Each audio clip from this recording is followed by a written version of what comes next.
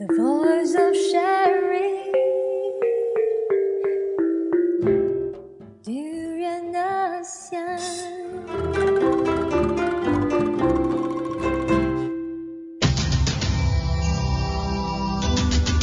ASEAN Breakfast Call. First and foremost news from Southeast Asia. Hey, happy Malaysia Day from Durian ASEAN. This is Arlene. Happy Malaysia Day. This is Grace. Malaysia Day was yesterday, but I mean from Durian ASEAN we released a Malaysia Day wishes video, and it got a bit of a share. Yes, it got a few of attention from our audience, and we're glad to see the sharing, of the video. We are glad that our speakers share their wishes on Malaysia Day, and us from Durian ASEAN, we are also very excited about Malaysia Day.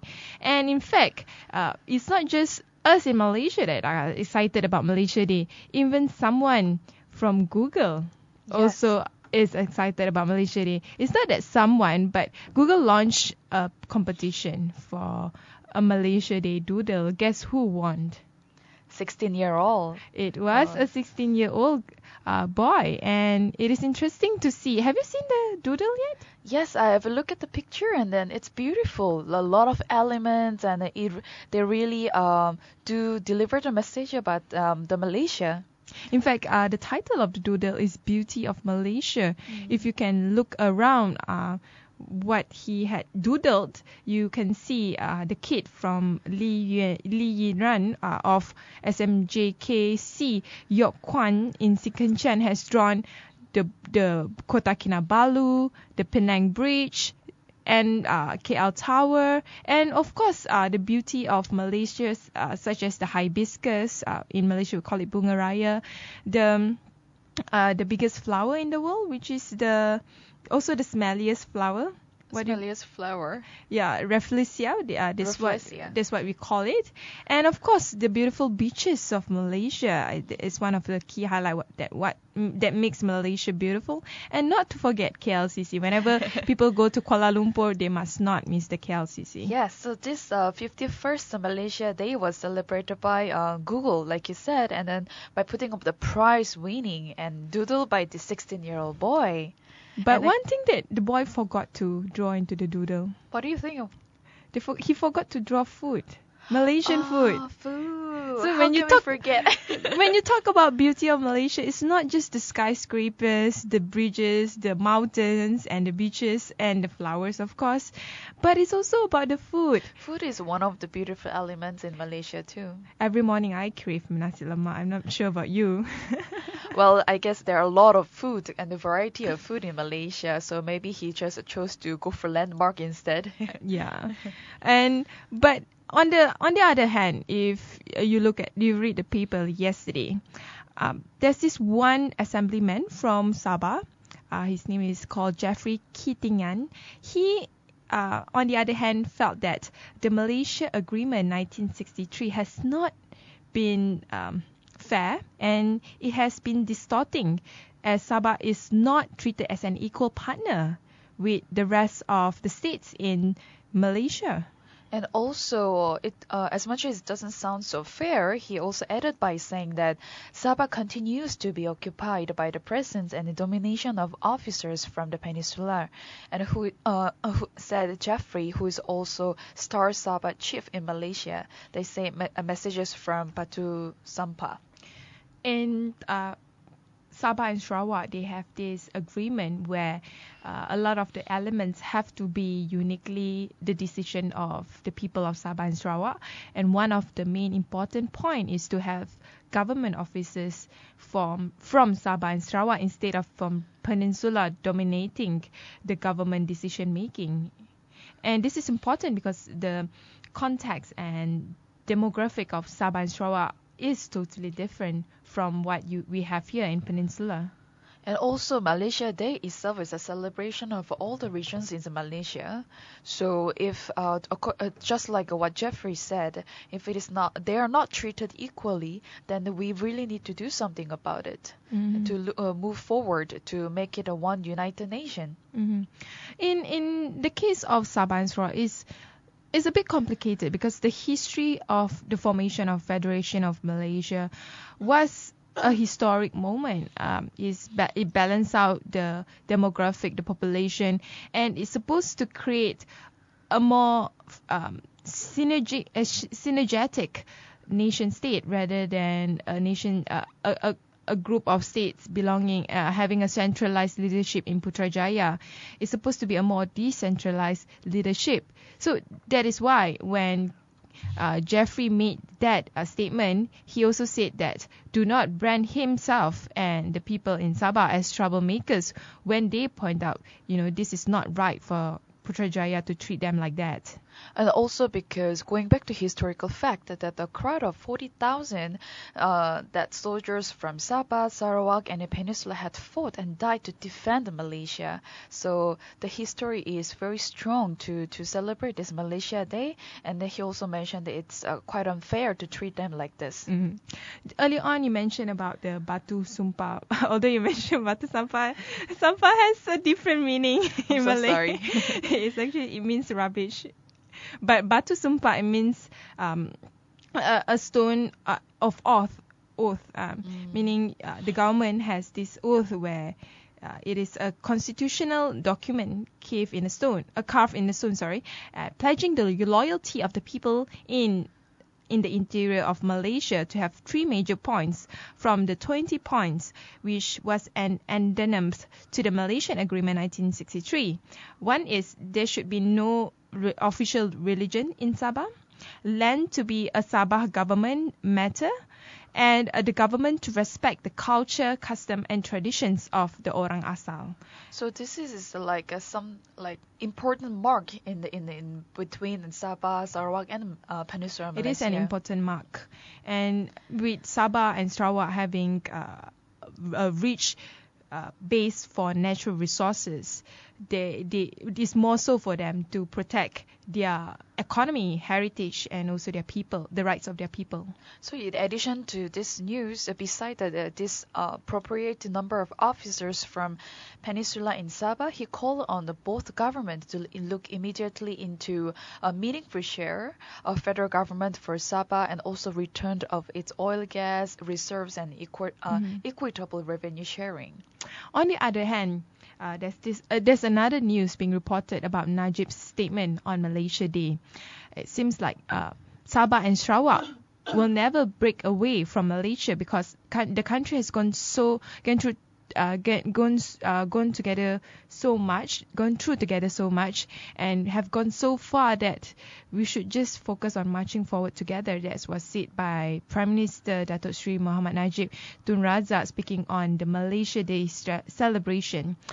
He envisioned Malaysia to move forward as a united Malaysia. And also achieve the harmony and also the things that the Malaysians have gone through, the tolerance can make a strong core to maintain Malaysia as a stable, prestigious and a respected country.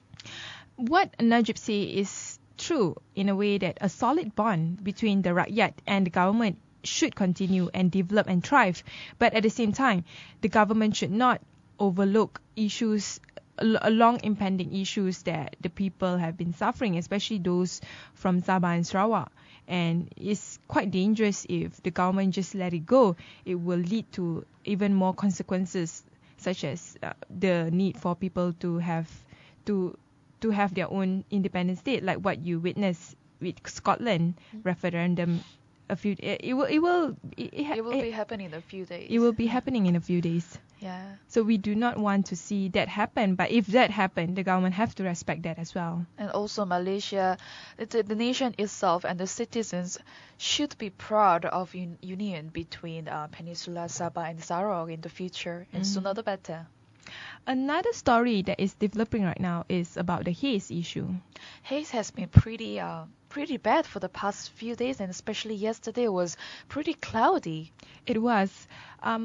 I was mostly indoor yesterday, so I was quite fortunate to not inhale all this polluted air. But on the larger goal, it's a transnational problem. It's not something that only Malaysia is facing. It's facing by Malaysia, Singapore, Thailand, and of course, most importantly, Singapore. Indonesia. Yeah, Indonesia.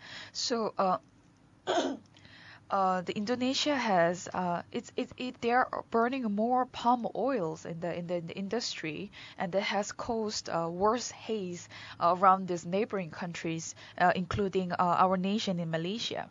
So haze conditions were reported mostly in the south peninsula of Malaysia, and mirroring the situation in Sarawak and Sabah as well. Areas like, for example, Sri Aman in Sarawak, it has an air quality index of 99, or they call it API, at 8 o'clock yesterday. According to satellite imagery,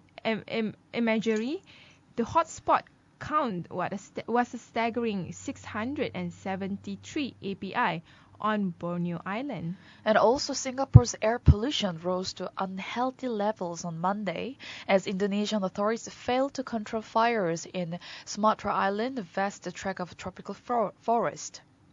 So it's not only Singapore, but also Malaysia. The pollution level has become quite worse than the previous ones.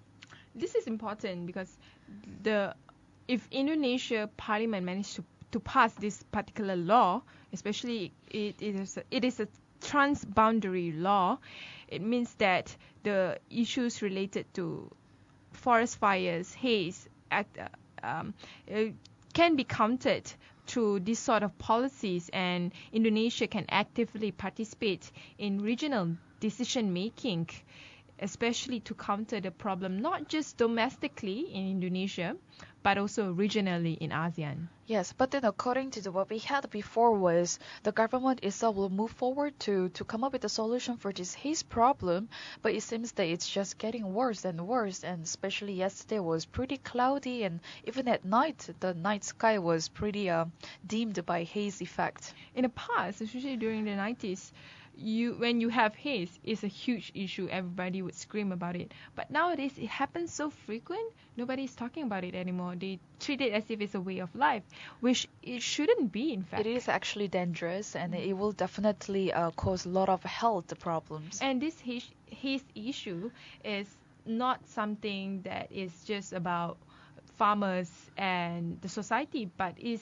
also a bigger issue of corporation not being responsible with their action. For example, commercial plantations such as paper and palm oil, where they have huge MNC doing this. But because of Indonesia, Indonesia has a pretty affordable range to hire laborers and also to establish the business there. A lot of Malaysian company actually do go there and establish the palm oil factories, and that's when they produce more gas and more polluted air by burning all those palm oil in the industry. So it's not only the Indonesian fault, but it also other nations who actually go there and invest on the industry itself. So to create this law, it's not just to sort of minimize the impact by minimizing those who are accountable on the ground, but also the companies that are operating there, they should be accountable as well. They are responsible for this as well. Another news that is somehow positive when it comes to ASEAN is the speech made by Prime Minister Lee Hsien Loong of Singapore. And what is interesting is, of course, as you may know, the relationship between Southeast Asia and China has been strained, at least for the couple of months, especially when South China Sea has become over and over again an issue that cannot be resolved, especially our close neighbors and partner, the Philippines and also Vietnam. They are facing crucial point right now whether what kind of decision making they should be doing. And they are aligning themselves with the US, which is not good. It shows that ASEAN is not strong enough to make a decision on its own. So what Prime Minister Lee is saying is, don't let the role in South China Sea overshadow the good economic cooperation between ASEAN and China. Yes, the disputes and occasional friction between China and ASEAN member countries should not eclipse the benefits that come from having good relations and economic cooperations between the superpower and the regional bloc, said the PM. It's interesting if you look at the rate of economic partnership within ASEAN and China. If you look at the ASEAN-China Free Trade Agreement, or as you see it, which was been signed in 2005, the trade between the two countries has grown almost 3 times, from US dollar 443.6 billion. Have grown to 443.6 billion. That's pretty large amount. It's almost triple the amount of before. It is almost triple. And also, most importantly, the growth in Southeast Asia have benefited millions of people in ASEAN and China. For example, many jobs are being created. If you may notice, in Southeast Asia, the biggest problem right now ASEAN is facing is youth unemployment. A lot of youth in Southeast Asia have facing difficulty in terms of getting good jobs, especially skilled jobs. And if we strain our relationship between Southeast Asia and China, it will reduce that sort of opportunity, especially for the younger generation. So the PM said, I hope we can keep the momentum on regional integrations going, even as we manage frictions that arise from the time to time. And also by adding, saying that we should keep difficult issues in the perspective and not let dispute overshadow the positives of ASEAN-China cooperations. Another issue that is happening, which is overshadowing the beauty of that particular country, is Thailand. As you know, when people think about Southeast Asia, the first country they would think of is Thailand. Thailand is really famous for its tourism reason. Its food, its culture, and its people are one of the most famous landmark of Southeast Asia. If you watch movies, when they say visit Thailand, visit Southeast Asia, when they think about visiting Southeast Asia, they would think about Thailand.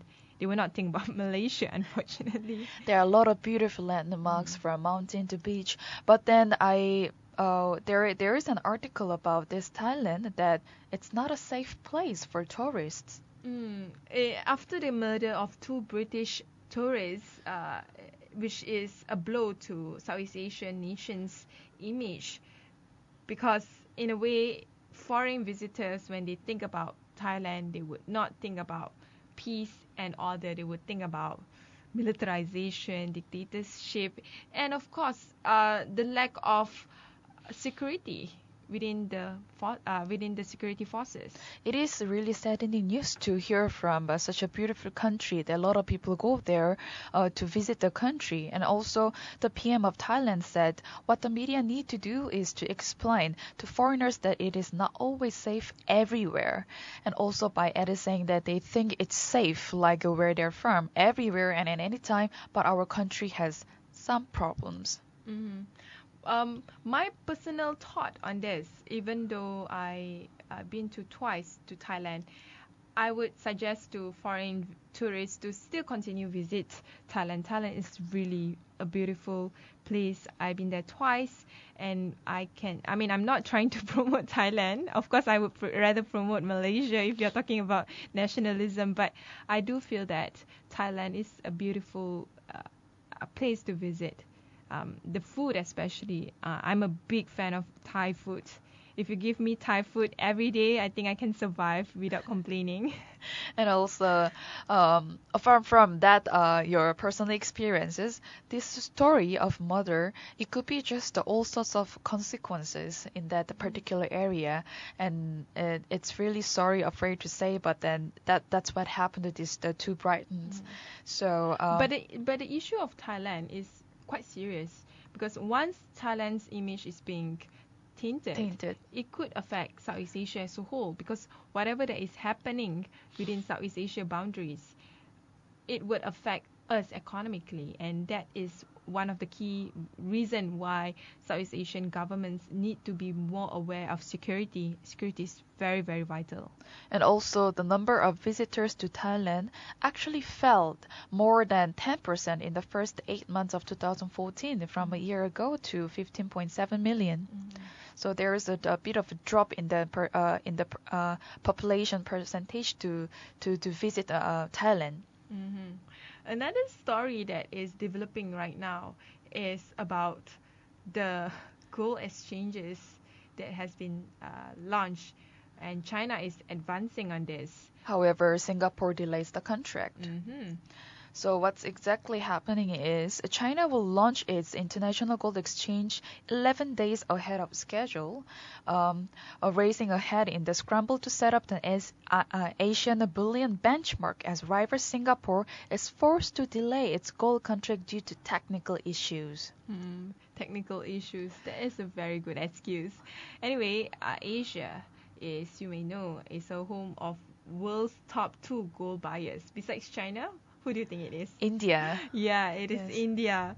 And they have been clamoring to gain pricing power over the metal and challenge the dominance of London and New York in trading, which is a good thing. You know, you want to leverage that purchasing power.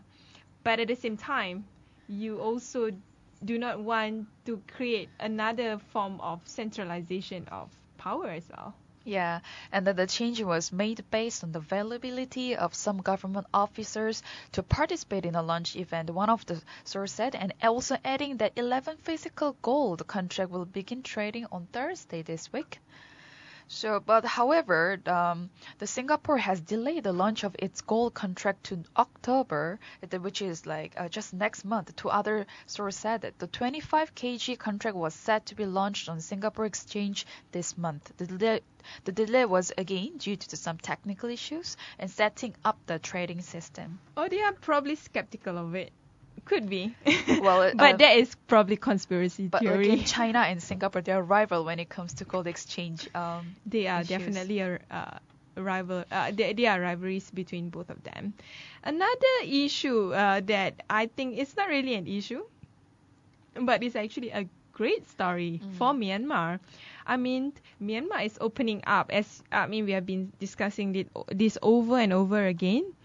And this is where we see clear investment. In the 2 days ago, we talked about Vietnam wanting to be one of the key investors, top 3 investors in Myanmar.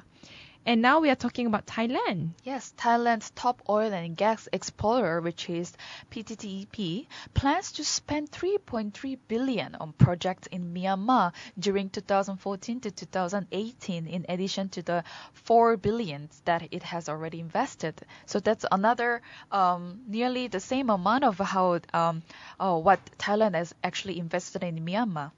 Myanmar is getting a lot of attention nowadays, especially in terms of investment attention. If you see, there are continual investment in Myanmar with great respect to the nation and the people. For the PTTEP, they have dedicated goals to conduct their business, utilizing both their expertise and their experiences in finding petroleum resources for the benefit of both countries. I hope it's also for the benefit of the people, because petroleum is definitely one of those natural resources that would create a huge, robust economy for any country involved. And also, PTTEP president and CEO mentioned that we've continually invested in Myanmar with a great respect to the nation and the people. Our dedicated goal remains to conduct our business utilizing both our expertise and experience in finding and developing petroleum resources for benefit of both the Republic of Myanmar and the Kingdom of Thailand. So they are building a really good relationship between Thailand and Myanmar itself. And also he added by saying, we are very proud to have been a significant part in the E&P industry over the past 25 years, and we are committed to maintain our contributions to Myanmar's exciting future. So it sounds pretty positive news coming from Thailand. Just to put into perspective how huge this project is, PTTEP has an 80% stake in the project, with a 20% share held by the state-owned Myanmar Oil and Gas Enterprises. And there will be 7 exploration projects. Within this 7 exploration project, the allocation for it is huge. It will account to $3.3 billion in capital expenditure, which the PTTEP has set aside for Myanmar to work between, as you know, the year 2014, which is this year, to 2018. That is a huge number they are working on. So it's pretty evident to say that Myanmar has a lot of potential when it comes to business and economical rise. Not only the Myanmar has a beautiful sites for tourists, but then also it's got a lot of potential and also attractions to bring all this investment in their own country. It is definitely will be something that a lot of the countries in this region look forward to it. As Myanmar progresses, we can also see the spillover effect in other countries. Southeast Asia is definitely progressing forward in terms of economic development, but it has to be done in a way that really benefit society from all levels, and that will be the major challenge that ASEAN need to face in the upcoming ASEAN Community 2015.